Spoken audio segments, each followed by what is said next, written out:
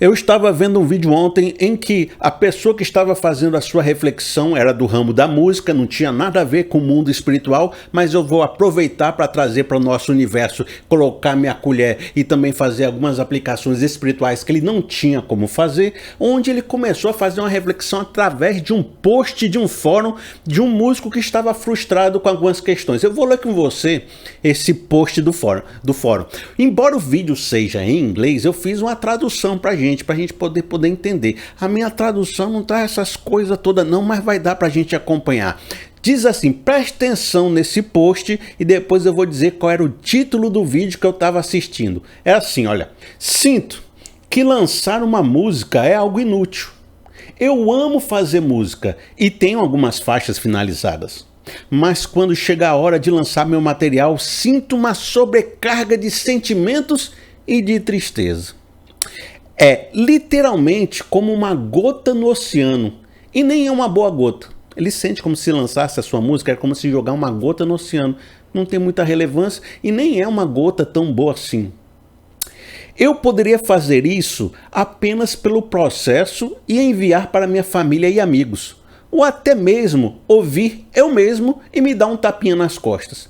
Mas eu adoraria compartilhar minha arte com o mundo. O título do vídeo que eu estava assistindo se chama Por que fazer música quando ninguém se importa? Por que fazer música quando ninguém se importa? E a reflexão lá, né, do músico que estava falando desse post no fórum era essa, era de que ele também muitas vezes lança música e ninguém assiste, o próprio pessoal do seu canal não dá tanta atenção às músicas originais e nem o algoritmo do YouTube sugere para muitas pessoas, e tem muitas pessoas no seu ramo que têm essa experiência, fazem música, se expressam, faz ali o processo todinho, mas se sentem frustrados quando vão lançar porque não tem ninguém para escutar, ninguém se importa, ninguém dá as caras, ninguém escuta, ninguém privilegia, ninguém celebra o seu material. Ele fez diversas reflexões, mas eu acho que a síntese da reflexão dele está numa frase que ele disse que seu amigo falou para ele, que diz assim, é a frase de Ben Jordan, que diz o seguinte: não é sobre construir uma coisa para ser lembrado, é sobre viver a sua vida e desfrutar quando você ainda a tem. Entendeu? Eu vou repetir porque aqui é a conclusão toda que ele estava trazendo no vídeo dele e vai servir de start para a gente. Diz assim, não é sobre construir uma coisa para ser lembrado, é sobre viver a vida e a desfrutar quando você ainda a tem. Não tem como a gente ver essa conclusão e não se lembrar de Eclesiastes. Já que ele não era espiritual, eu vou usar alguns textos bíblicos de Eclesiastes para a gente reconstruir essa conclusão a partir de textos de sabedoria. E aí eu vou conversar um pouquinho sobre eles com você. Esse é o nosso primeiro momento, mas depois eu vou evoluir para alguns outros conceitos. Eu espero que você fique aqui comigo para a gente fazer esse bate-bola, para a gente fazer essa reflexão. Me inspirou, o vídeo me inspirou, quem sabe não inspira você também. Olha só, Eclesiastes capítulo 2, no verso 16. Nem o sábio, nem o tolo serão lembrados para sempre. Nos dias futuros, ambos serão esquecidos. A gente até acha justo quando uma pessoa que só faz tolices na vida não é lembrada, né? Vamos se esquecer dessa bagaceira que apareceu no meio da gente, que só fez coisa ruim. Tomara que nunca mais a gente lembre dessa situação que a gente viveu. Pessoas que fazem coisas ruins, pessoas que destroem um patrimônio, que fazem coisas erradas, essa é bom a gente esquecer. Mas o Eclesiastes está falando que é uma coisa que não pertence só ao universo da moralidade, de quem faz tudo certo ou faz tudo errado, de quem é honrado, quem não é. No universo, no oceano da existência, nós somos gotinhas d'água e às vezes nem gotinhas tão boas, e a gente vai fazer muitas obras achando que a gente está mudando o mar, a gente vai fazer muitas obras achando que a gente está mudando realidade, que nosso nome ficará para sempre, e quando a gente perceber vai passar ali, vai se diluir no oceano da existência e ninguém vai ser mais lembrado, nem aquela pessoa que foi tola e aí para o nosso desgosto, nem aquela pessoa que fez tudo certo, que agiu com sabedoria, que fez obras grandiosas, será lembrada no futuro. É bem verdade que se a gente fica então fazendo as coisas para ser lembrado, para ser prestigiado, ou pensando que estamos mudando o universo, ou construindo coisas grandiosas, que faremos um legado que nunca vai se extinguir, rapaz, Não é bem verdade isso. A verdade é que todo mundo vai passar. Os irmãos sabem que eu administro o canal do meu pai no YouTube, né? O canal do Paulo Seabra. E eu estava conversando com ele estava animado porque todo aquele material, né, online ia ficar ali como um legado, as pessoas assistindo. Num dia que ele partisse, aquilo ia continuar afetando muitas pessoas. E eu estava até conversando com ele um pouquinho sobre esse Eclesiastes da vida, dizendo: pai, pela dinâmica do YouTube, deixa eu só te explicar como é que vai acontecer. Se você deixar de lançar vídeos, a tendência é que 1, 2 ou 3 ou 4, até 10 anos, vamos supor, você ainda tem alguma visualização, mas depois, olha, vem a nova geração, vem os novos pensamentos, vem a nova realidade e as pessoas acabam te esquecendo. O algoritmo não recomenda mais e aquilo vai passando. Já pensou então mais 100, 200, 300 anos? O que vai ser esse material? Acaba que se perde. O mundo vai se sobrepondo, né? As eras vão se transformando e a gente, ó, o que é a nossa gota de água no meio desse oceano da existência? Eu mesmo tive em crise uma vez com isso, porque eu trabalhava com vídeos publicitários e a gente faz campanha do preço da cama, do preço do guarda-roupa, do preço do fogão em 12 vezes e tá ali aquela promoção, vale para aquela semana, vale para aquele momento, venha, para pouco, é agora, compre o produto. E fazendo lá o vídeo, me dedicando, fazendo a minha obra. Aí você lança no oceano da existência, no oceano dos consumidores. O povo até se anima para comprar um fogão, para comprar uma cama, faz aquele movimento na empresa, mas aquele comercial vai passar uma semana no ar, depois ele vai para o limbo da existência, vai se perder, ninguém nunca mais vai assistir, nem sabe o que aconteceu ali, nem sabe que aquilo existiu. Podem até lembrar da empresa por um pouco de tempo, porque foi ela que estava no comercial, mas lembrar de mim, que era o cara que fez o comercial lá, arte gráfica, aí nem sabe que eu existo. E eu me sentia, ao ficar fazendo vários vídeos por mês, de que toda aquela minha obra, toda aquela minha arte, ela ia depois de um mês ou dois desaparecer, ninguém nunca mais ia assistir aquele comercial. E eu ficava com aquele sentimento de o que eu faço é descartável. Então, eu tive aquele sentimento, aquela crise de Eclesiastes. Olha, o que eu faço tem sentido? O que eu faço tem propósito? O que eu faço tem significado? Para que eu vou me esforçar tanto se o que eu faço vai desaparecer? Eu falo assim porque a gente está falando de arte, de conteúdo, de pessoa falando, mas a gente ainda acha que a gente é alguma coisa porque a gente tem um ego, né? Tu sabe que músico tem ego? As pessoas que falam, que se expressam, têm um certo ego aflorado. Mas vamos pensar pessoas do cotidiano normal. Aquela pessoa que está descarregando caminhão todo dia. Tá lá, pega um saco de batata, descarrega o caminhão. Terça-feira, saco de batata, descarrega o caminhão. Quarta-feira, saco de batata, descarrega o caminhão. No dia que aquela pessoa morrer, o que acontece no dia seguinte? Abre uma vaga, contrata fulano, vem lá, agora é outra pessoa, mas ela pega o saco de batata, coloca no chão. E as coisas vão se sobrepondo. Quem é que vai lembrar do carregador do saco de batata? Eu estou usando esse exemplo como um exemplo geral. Quem vai lembrar do contador que fez 20 anos de uma empresa a contabilidade? Quem vai lembrar da moça que servia suco pelos próximos 20 anos ou 30 anos naquele colégio? Pode ser que tenha gente que lembre, mas depois vão se esquecer.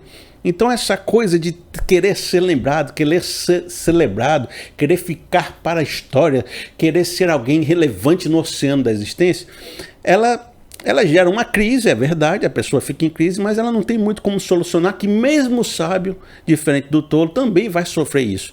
Agora, sobre essa frustração, tem um outro texto de Eclesiastes, capítulo 2, no verso 11, que diz assim: contudo, quando avaliei tudo o que as minhas mãos haviam feito e o trabalho que eu tanto me esforçava para realizar, percebi que tudo foi inútil, foi correr atrás do vento. Não há qualquer proveito no que se faz debaixo do sol. Olha, em algum momento da vida a gente vai fazer um post também que alguém vai ler no futuro sobre o nosso desânimo, porque não tem um momento da nossa existência, quando a gente chega ali pelos 40, tem gente que chega com os 20, mas tem gente que chega com os 40 e tem gente que só com 60 vai chegar, que tem o seu Eclesiastes da vida que começa a dizer: para que eu estou trabalhando tanto?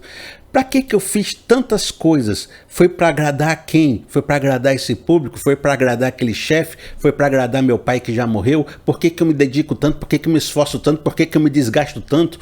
Tudo parece sem sentido, tudo parece inútil.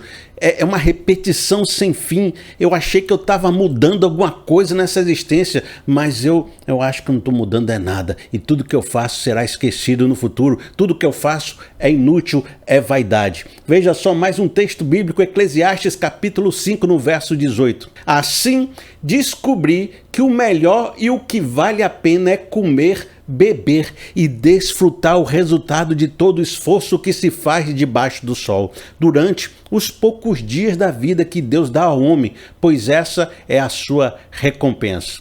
Veja que esse verso aqui, estamos chegando na unidade com aquela conclusão que o nosso amigo do vídeo também fez, que não é sobre ser lembrado, não é sobre conseguir algum resultado que vai deixar o seu nome na história. É sobre desfrutar a vida, é sobre curtir o processo, é sobre aproveitar a sua vida enquanto ela ainda está nas suas mãos, enquanto você tem vitalidade. É viver, não é sobre fazer e acontecer e ter fama. É experimentar, usufruir, né, essa vida da forma melhor que você conseguir. É mais ou menos isso que o Eclesiastes também está chegando a essa conclusão. Descobrir que o melhor e o que vale a pena é comer, beber e desfrutar o resultado de todo o esforço que se faz debaixo do sol, durante os poucos dias de vida que Deus dá ao homem, pois esta é a sua recompensa. Eu vou voltar para o nosso amigo lá, da sua conclusão, que ele diz: não é sobre construir uma coisa para ser lembrado, é sobre viver a vida e desfrutar quando você ainda tem. Chegar no sentimento de inutilidade é para todos, mas concluir de que você deve viver no presente e usufruir sua vida com equilíbrio é para poucos. Nem todos conseguem chegar nessa realidade, mas quando eu cheguei naquele sentimento que eu disse, o que eu faço é inútil, o que eu faço é descartável, nenhum vídeo publicitário meu vai mudar alguma coisa nessa existência, eu comecei a prestar atenção mais na minha vida, fazer isso, vamos viver agora, então, vamos pensar no que eu posso fazer para minha vida ser melhor. Então, uma das coisas que eu comecei a decidir naquela época, que eu quero contar até como inspiração para você, é que já que eu não vou ter legado, que vai ficar, que vai permanecer, que eu sou uma gota no oceano, então pelo menos que eu tenha um trabalho que eu gosto de fazer. E eu comecei a recusar trabalhos que mastigavam demais minha alma, que me oprimiam, chefes que eram complicados demais, processos que me destruíam no processo, né? Então eu estava ali pensando, não, já que eu tenho que viver essa vida, né, administrando da melhor forma possível, para me ter algum desfrute, para me ter alguma alegria, para mim não me acabar demais, porque o futuro não tem como a gente se segurar nesse legado aí. Então vamos fazer o seguinte: qual é o emprego que é melhor? Qual é a situação que é mais confortável? Como é que eu posso construir minha vida para chegar lá? E ao mesmo tempo se permitir descansar, se permitir gastar seu dinheiro para ter algum prazer nessa vida, se permitir dizer não, perder coisas para poder preservar a sua história, o seu sentimento, o seu emocional, sua vida, sua família. Fazer escolhas pelo equilíbrio e não pelo exagero, porque depois você se exagera, e aí o que acontece? Você morre, ninguém se lembra de você, você morre, o problema continua e as outras pessoas vão resolver, e você não resolveu nada nessa vida não. Então cuide de você, cuide da sua história, cuide para você não se acabar demais, para você aproveitar dos anos da sua vida. E essa sabedoria por demais importante para a gente, para o nosso universo cristão. Muitas vezes a gente ficou sendo assim, olha, exortado para ser aquele trabalhador, aquele servo que não vê problema, que está toda hora debaixo de chicote, trabalhando, sofrendo, e quanto mais a gente sofre, mais santo a gente é, quanto mais a gente sofre, mais perto de Deus a gente está. Então, a gente não podia reclamar de nada, porque ó, o servo de Deus é trabalhador, o servo de Deus serve, constrói a vida, enriquece, faz aquilo. E a gente sempre pensou que se a gente quiser ter algum prazer nessa vida, se a gente quiser desfrutar, se a gente quiser ter um momento pra gente, se a gente quiser escolher as nossas lutas, se a gente não quiser dizer não para alguns ministérios da igreja, né? Se a gente quiser dizer não para algumas questões da vida, a gente já começa a ser julgado como uma pessoa que está pecando, como não tá fazendo a obra de Deus, não está sendo diligente, não está sendo servo fiel. Então é quase um pecado desfrutar, é quase um pecado, sabe, equilibrar a sua vida, ser sensato, dizer não. Mas, amigo, não adianta você dizer sim e se destruir no processo. É bom que você viva a sua vida carregando a sua cruz, mas para cada pessoa tem uma cruz diferente, tem o seu peso de responsabilidade. Viva a sua vida debaixo dos propósitos de Deus, mas não se acabe nesse processo. E entenda que é da vontade de Deus que você tenha seus momentos felizes, que você tenha seus momentos agradáveis, que você possa usufruir. Ele deu essa natureza, ele deu esse mundo pra gente. Então a gente precisa ter esse equilíbrio. Então, já que eu não vou ficar pensando demais nesse negócio de legado, de meu nome ser lá lembrado, então também não vou me acabar tentando fazer alguma coisa aí para ser uma gota no oceano. Eu vou cuidar da minha vida, vou cuidar para que seja tudo mais ou menos legal, para que eu possa usufruir enquanto eu estou vivo. Trabalhar demais não tem condição. No entanto, mesmo fazendo toda essa reflexão, eu acho que o Eclesiastes não consegue resolver o dilema daquele rapaz lá do fórum. Eu quero de novo ler com você mais uma frasezinha do que ele falou, porque daqui a gente vai puxar para frente. Diz assim, olha só: mas eu adoraria compartilhar a minha arte com o mundo. Apesar de notar que é uma gota no oceano, que eu poderia me resignar e só fazer pelos meus amigos, e vamos supor, colocando a nossa reflexão, usufrui sua vida, né? Pare de pensar no futuro. Mas há um desejo humano aqui bem forte de querer se expressar, de querer colocar sua voz no mundo, de sentir que as pessoas lhe consideram, de que viram a sua arte e disseram: parabéns, fulano, pelo que você fez. Há uma necessidade humana de validação. Embora nem todo mundo seja um artista e esteja pensando de fazer uma arte para as pessoas verem, aplaudirem, celebrarem, mesmo todas as pessoas que trabalham em serviços que não são muito chamativos, elas não querem pensar que estão trabalhando só para ganhar um dinheiro, elas não querem pensar que estão só fazendo serviço, elas querem sentir que há algo importante no que elas fazem, que se ela trabalhar ou não trabalhar faz diferença. Às vezes uma palavra de um chefe, de um companheiro de trabalho, de um filho dizendo: mãe, você é trabalhadora, você é especial, você tem feito as coisas sempre por nós. Pai, você é um homem assim, cheio de habilidades. Essa palavra satisfaz nosso coração, porque todo ser humano tem uma necessidade de validação. A gente sempre fala sobre a palavra validação de uma forma como se a gente estivesse demonizando essa palavra, tipo a necessidade das pessoas reconhecerem nosso valor, a necessidade de alguém celebrar quando a gente faz algo certo, a necessidade de ser visto, de ser ouvido, de ser prestigiado, de ser aceito e sentir bem naquele local, sabe, com aquilo que eu faço. As pessoas têm essa necessidade. E ficar dizendo: ah, mas ninguém vai lembrar de você mesmo, ninguém não importa mesmo o que você vai fazer, não importa. Então, esse discurso ajuda a pessoa a baixar sua ansiedade, baixar sua expectativa, se concentrar no que ela pode fazer, aquela coisa mais estoica, né? Mas, ao mesmo tempo, não resolve, porque o cidadão continua com aquela afliçãozinha, né? Mas eu queria. Mas eu quero me expressar, mas eu tenho uma arte, mas eu quero ser reconhecido no meu trabalho, eu quero ser reconhecido pela minha família. Eu me importo com o que meu pai acha de mim, me importo com o que minha mãe acha de mim. Então, existe uma necessidade do ser humano que é de validação. E isso a gente não pode ignorar, que continua existindo, mesmo a gente querendo resolver todas as questões com Eclesiastes. A gente entende, espiritualmente falando, que essa carência essencial humana, ela é um reflexo da ausência de Deus, da desconexão com Deus. E eu estou falando agora espiritualmente falando. Se você quiser de outras categorias, você procura vídeos de influenciadores de outras categorias.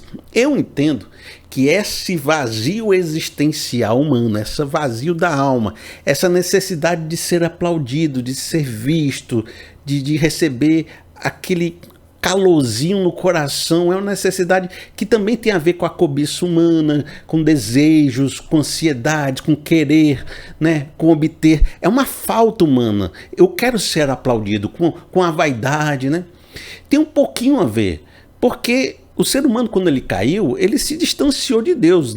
Ele rompeu com Deus. Deus é o amor. Deus é a essência do universo, é a completude, é o infinito.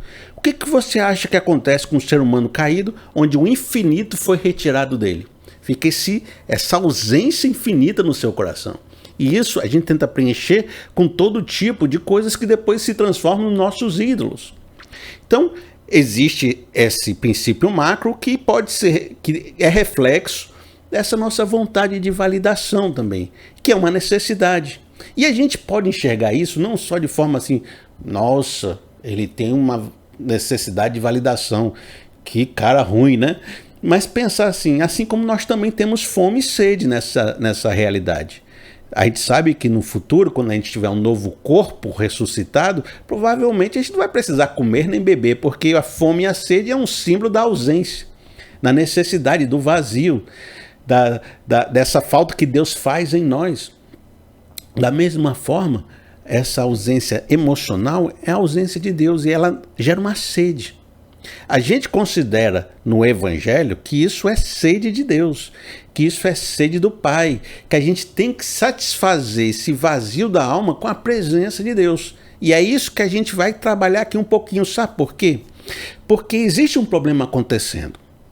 E eu não estou dizendo que é o caso do rapaz que está lá no post do fórum. Eu estou agora conversando com você no nosso universo aqui. A gente vive numa sociedade atual que a atenção virou uma questão, virou o centro e o núcleo da vida de muitas pessoas.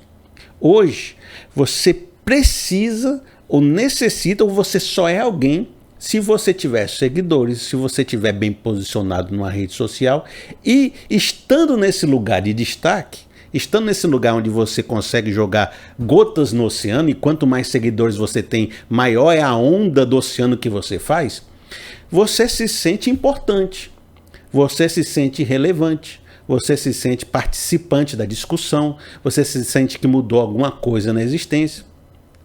Mas a coisa ficou tão forte ultimamente que se você não é relevante, então você não é ninguém. Alguém que não tem seguidores, não tem força, não tem, expressão nessa rede social, você fica irrelevante, você não é ninguém, você é uma gota no oceano. Então as pessoas correm atrás. Há uma necessidade humana da validação. O sistema diz, eu posso oferecer essa validação para você. Na verdade, se você não tiver no sistema, você não vai ter essa validação e você não é ninguém. A pessoa não tem a Deus, não tem espiritualidade, então ela tem aquele vazio, ela pensa, onde é que eu posso preencher esse vazio? Tem ali uma rede social, um sistema que preenche com validações, com aplausos, então eu vou lá. Então ela entra no jogo. E esse jogo é meio perverso, porque para você conseguir o aplauso, você tem que se moldar, você tem que jogar o jogo do jeito que eles querem, você tem que fazer do jeito que eles mandam fazer, falar as coisas que eles dizem que você tem que fazer. Então você começa a ficar moldado segundo o padrão desse sistema, para conseguir essa validação. Parece até que eu estou falando sobre Romanos, né? Mas existe mais um duplo pesar sobre isso, de que nos tempos atuais, não ter esses seguidores, ou não ter essa influência, não ter essa presença, significa também que você não consegue o seu sustento financeiro. Porque só uma boa posição faz a sua loja vender. Só uma boa posição faz a sua igreja ter gente indo lá assistir o culto. Só uma boa posição faz com que a palavra que você quer divulgar alcance mais pessoas. Só uma boa posição vende o que você quer vender, ou traz as pessoas para o seu espetáculo, ou faz o projeto da ONG que você quer fazer. Sem estar bem posicionado, você também não tem recurso financeiro. Existe até uma brincadeira que eu faço com algumas pessoas, que eu pergunto, você prefere ter um diploma um diploma de carreira, você vai ser um engenheiro, tá aqui seu diploma de engenheiro, ou você prefere ter 500 mil seguidores, sendo 250 mil ativos numa rede social? Aí a pessoa pensa assim, 250 mil seguidores ativos, comigo numa rede social, eu gero muito dinheiro, eu vivo minha vida. um diploma de engenheiro nem sempre dá muito certo nessa vida de hoje. Às vezes dá e às vezes eu vou fazer Uber. O que você prefere hoje em dia? O que dá mais dinheiro? Um diploma de engenheiro ou 250 mil seguidores ativos num total de 500 mil seguidores numa rede social? E olha que eu estou botando um número grande, porque tem gente que com 30 mil seguidores já resolve a vida. Né? A você, aquela pizzaria do bairro, se você tiver 15 mil seguidores, você já vende pizza que não acaba mais. Então isso dá dinheiro. E não é de se estranhar que você veja muitas pessoas ficando bizarras ao ter que fazer tudo o possível para se render a esse sistema, para que esse sistema lhe dê o recurso financeiro, lhe dê atenção, lhe dê o aplauso. Tem milhões de exemplos, eu não quero entrar nesses exemplos para não enfadar, mas a gente, a cada dia que passa, percebe que é o jogo que manda e não é a vontade das pessoas, a obra das pessoas, a expressão das pessoas. Se o jogo for para lá, todas as pessoas se moldam ao jogo de lá. Se o jogo for para cá, as pessoas se moldam para o jogo de cá. E cada um se posiciona para ficar relevante no jogo atual. Mas ninguém está expressando o seu coração mesmo, está fazendo o que precisa fazer para continuar em evidência. Isso é o sistema moldando as pessoas segundo a sua vontade. E isso, às vezes, é esse oceano que a gente tem nesse universo. É esse oceano mundano que tem suas próprias regras. Se eu viver segundo esse oceano, eu vou ter que me moldar, eu vou ter que gastar toda a minha energia fazendo todos os produtos possíveis para botar milhões de comerciais lá dentro, para um dia perceber que esses comerciais foram descartáveis e se eu não me moldar direito, ou se eu acabei minha produção, ou se eu não conseguir me colocar na posição certa, a tendência é que esse sistema diga, então você acabou o seu propósito comigo, eu vou descartar você e agora você é um inútil, fica aí no seu ostracismo. E se você depende dessa validação, se você depende desse recurso, se você depende dessa posição, depois que ele suga todas as suas energias, depois que você não serve mais para nada, você é descartado e jogado fora. Você sempre foi irrelevante, você só estava sendo usado por esse sistema enquanto ele precisava de você. Mas aí você joga conteúdo, você para uma semana, você desaparece. No fundo, você é só uma pessoa jogando gotinhas de água nesse sistema. O sistema é quem ganha, a gente sempre perde. Eita, que eu tô forte hoje, né? Mas presta atenção, tu ainda tá comigo? Quem ainda tá comigo aí, coloca num comentário. Felipe, eu tô contigo, tô entendendo, vamos junto que eu tô aí na reflexão com você. Tá certo? Combinado? Agora imagina se nós fôssemos pessoas tão rebeldes, tão contraculturais, tão, revolucionárias. Pense no revolucionário. O que é ser revolucionário hoje em dia? É não querer jogar o jogo ou não se render ao jogo da maneira como o jogo está tentando nos moldar. Já pensou se a gente não dependesse dessa validação do sistema? Embora a gente tivesse que ir no sistema para ganhar o valor, para ganhar nosso sustento, para se posicionar, para dar uma palavra, para fazer as coisas, a gente precisa porque não dá para sair do mundo, que nem o apóstolo Paulo fala. Mas já pensou se a gente não precisasse da validação? A gente fosse lá, discutisse nos nossos próprios termos, se encaixasse de uma maneira que não fosse prejudicial à nossa vida, não se moldasse a ponto de negar nossos valores, mas não precisasse fazer todo o possível, porque senão nós estaríamos sem a validação. A gente tivesse assim, preenchido da validação, e por isso não nos rendemos ao aplauso dos outros lá fora.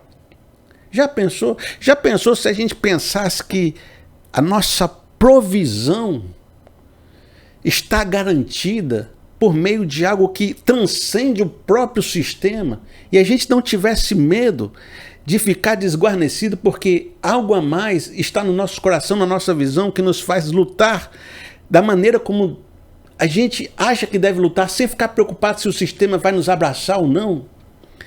Eu tô falando aqui de algumas formas porque o irmão já sabe aonde é que eu vou chegar.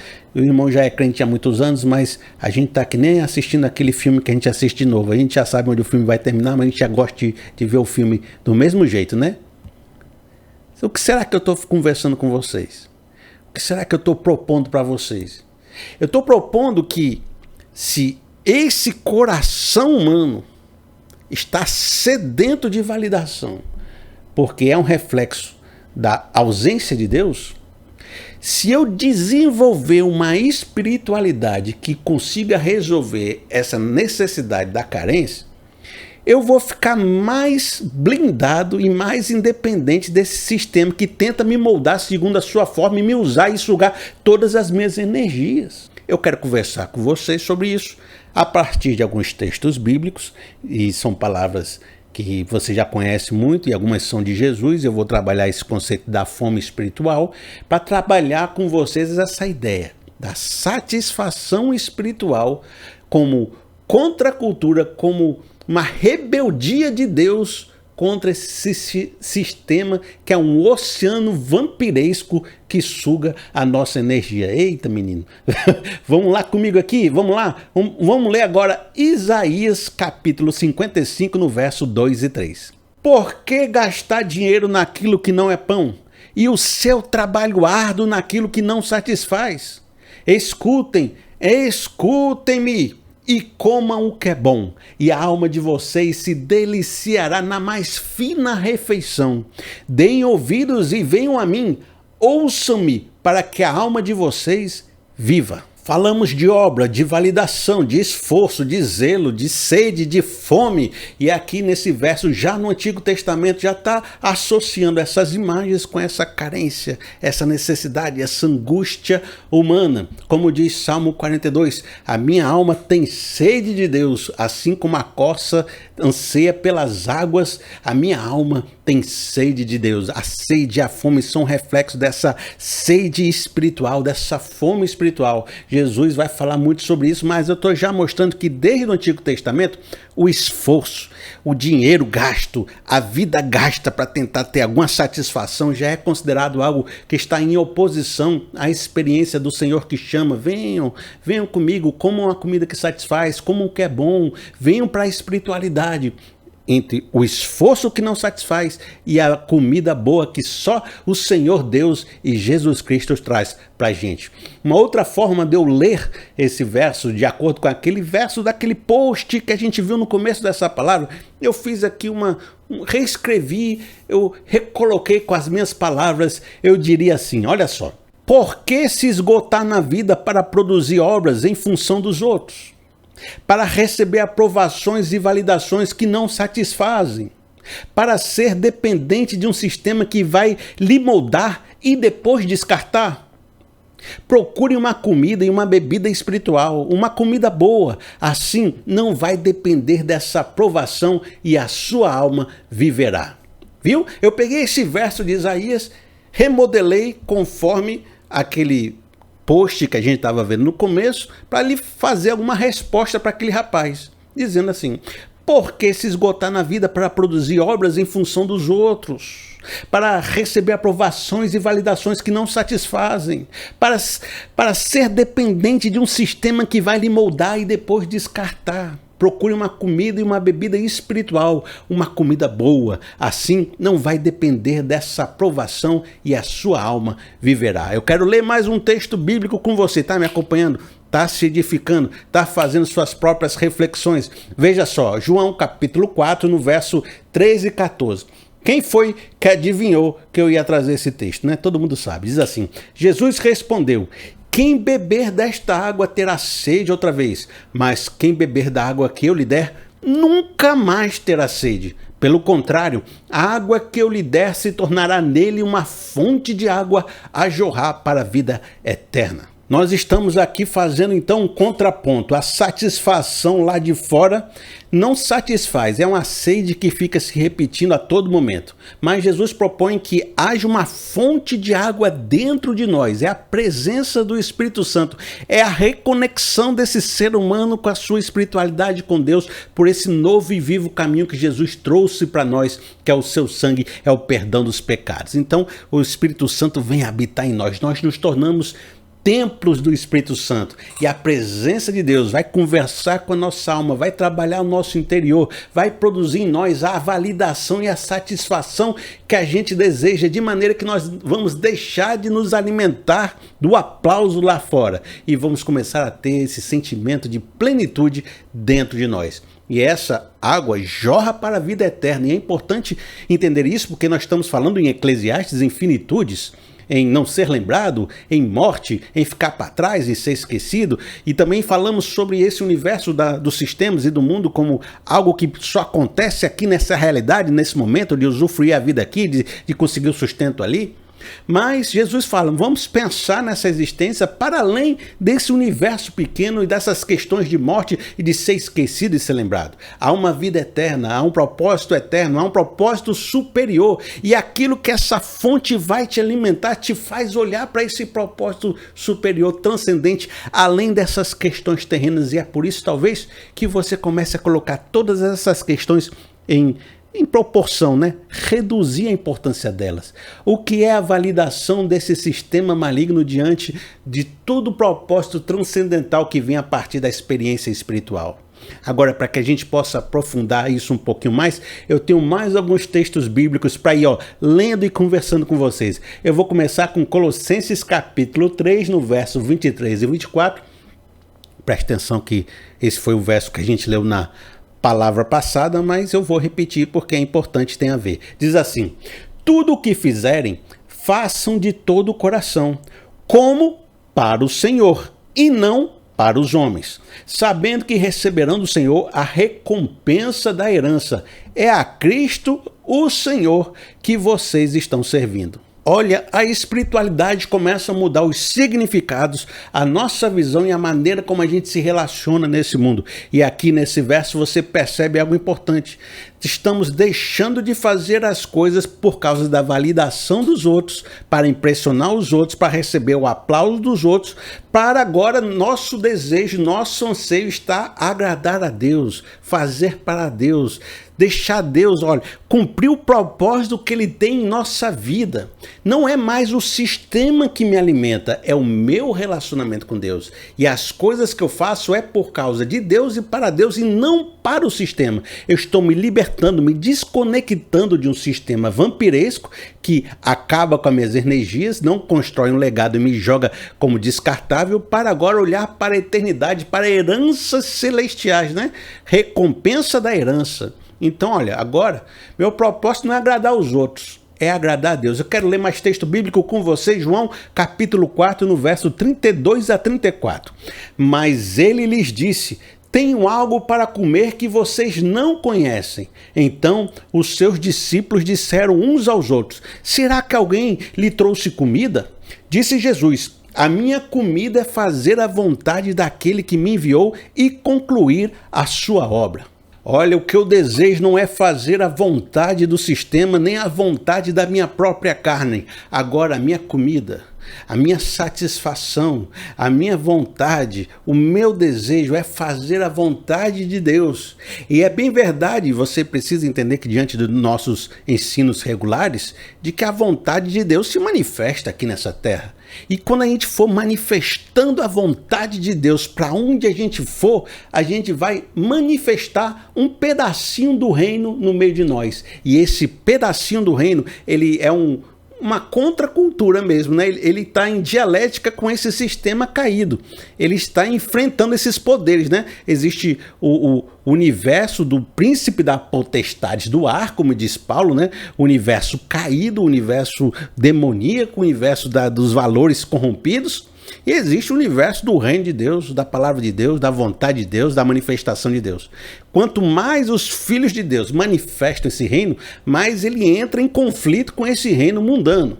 E aí, qual é a nossa perspectiva? Se conformar a esse sistema existente ou manifestar a presença do reino de Deus e esse sistema e purificando esse sistema existente. Então a gente vai naquela rebeldia da esperança, naquela teimosia da fé, naquela manifestação dos valores do reino para poder transformar um pouquinho dessa sociedade. Então aí seria a nossa vontade. Eu sou pastor, Os amigos lá estavam fazendo reflexão na música, não tinha nada a ver com o espiritual, apesar de que tem muita coisa a ver, né?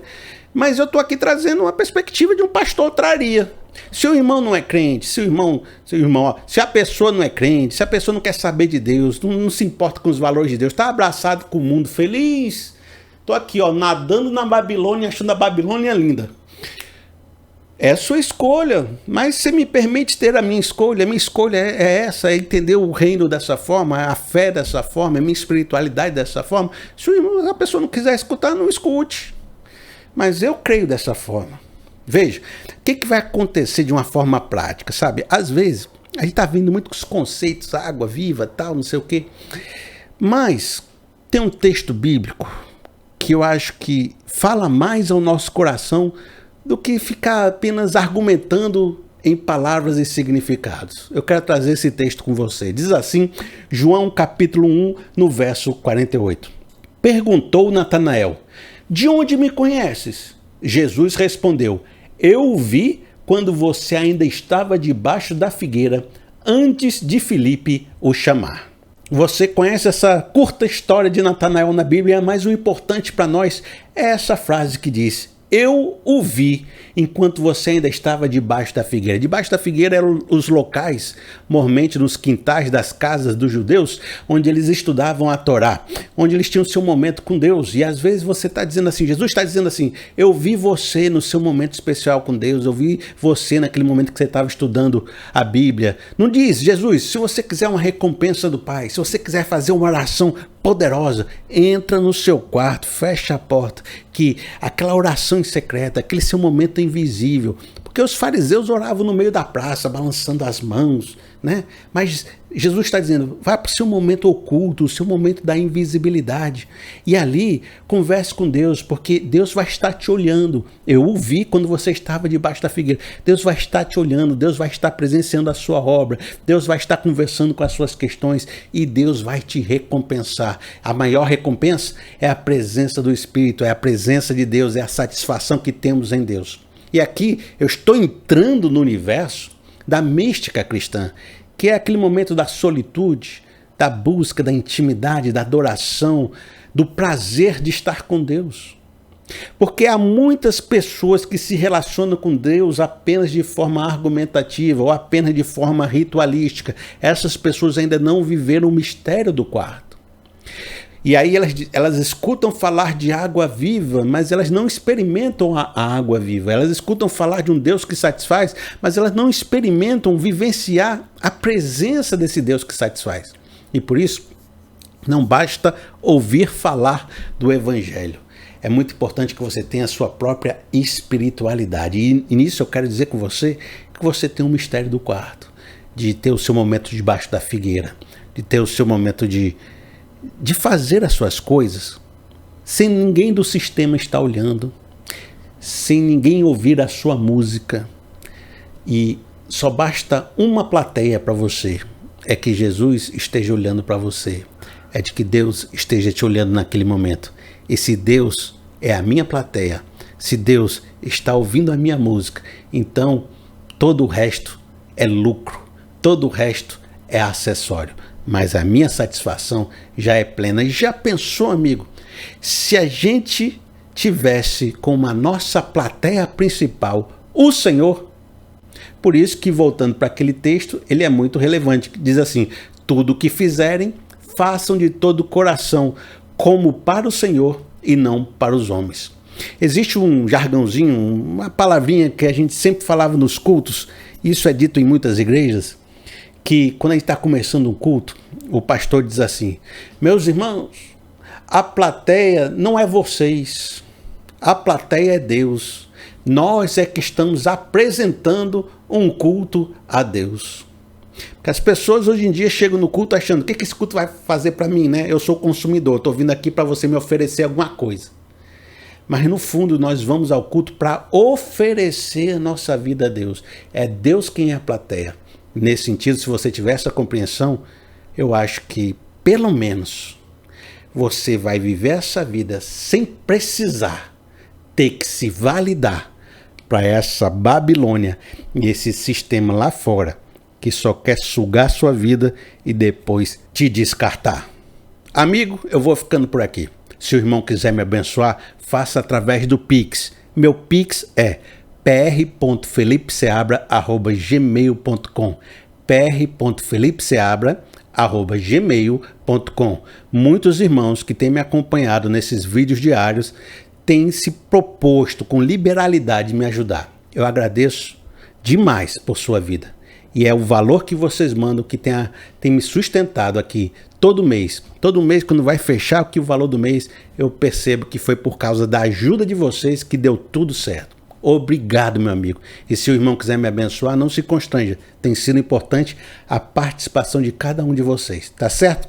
Que Deus nos abençoe. E até o próximo vídeo. Até mais.